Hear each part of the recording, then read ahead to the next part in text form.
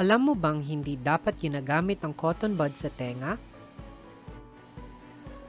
Alamin muna natin kung ano ang bambam o eardrums at paano nakakaapekto ang paggamit ng cotton bud sa mga ito.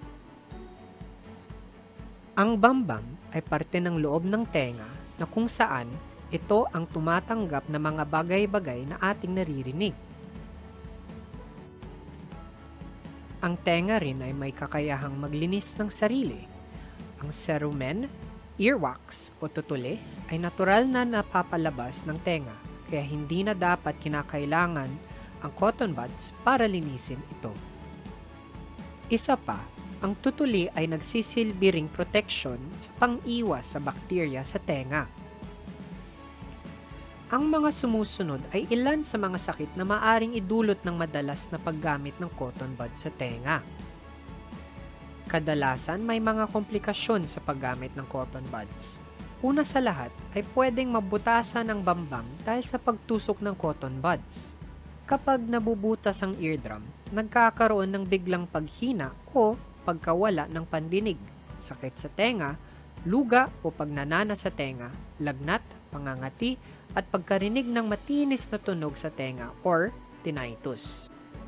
Maaari ring magbara ang tutuli sa loob ng tenga na magdudulot ng panghina sa pandinig.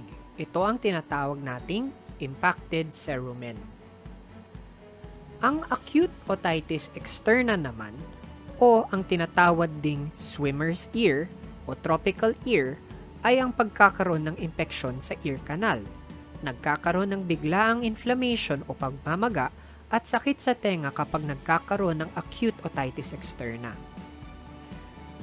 Tinatawag itong swimmer's ear kasi madalas din ito mangyari dahil sa exposure ng ear canal sa tubig. Pero maaari rin itong mangyari dahil sa trauma o pagkakalikot ng tenga katulad ng paggamit ng cotton buds. Ang madalas na sintomas nito ay pagsakit ng tenga na lumalala kapag ginagalaw ito, pangangati ng tenga, pamumula, pagkakaroon ng clear discharge at paghina ng pandinig. Kaya, ano ang wastong pag-aalaga ng tenga? Huwag piliting magtanggal ng tutuli gamit ng daliri o cotton buds. Dahan-dahang linisin ang labas ng tenga lamang gamit ang malinis na tela. Kailan dapat magpapakonsulta?